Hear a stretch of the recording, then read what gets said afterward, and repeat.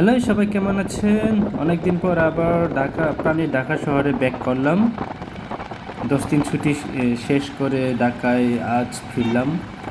এখন আছি মহাখালী। এখন বাজে হচ্ছে ভোর 4টার মতো। আমরা এখন যাচ্ছি রিকশায় করে। এই ফার্স্ট টাইম রিকশায় করে মহাখালী থেকে ধানমন্ডি যাচ্ছি। রাতে অবশ্য একদম ছিমছাম, মানে সবই চলে, অটো রিক্সায় যাচ্ছি। পুলিশ টুলিশ তো কিছু যেন, একদম রাতের শহর, একদম ফাঁকা, ঢাকা ইস ফাঁকা। রিক্সায় করে রিক্সা মামাকে করে বহুত টান দিছে। ইস, শহরটা যদি এরকম ছিমছাম হতো, একদম জ্যামহীন। ওয়াও।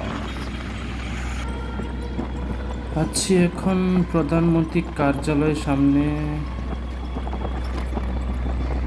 বিজয় সরণি পার হলাম। এখন মুক্তিযোদ্ধা জাদুঘরে সিএনজি চেক করছে পুলিশ। ভাগ্য ভালো যে আমাদের চেক করে নাই, না হলে তো খবর আসছিল। এমনি রিক্সাতে ছিলাম, অটো রিক্সা। তাও এই যে চন্ডী মাউন্টেন সিগন্যাল, অর্থাৎ বিজয় সরণি। বাবা, 10 দিন ছুটি কাটিয়ে ঢাকা শহরে ব্যাক করার যে অনুভূতি, আসলে সত্যি অসাধারণ। তার মধ্যেও রাতে রিক্সায় করে, একদম কোনো জ্যামজুম নেই, মানে স্বস্তি যাত্রা। এই আমার প্রাণেই ঢাকা শহর। অনেকদিন পর কি অন্ধকারে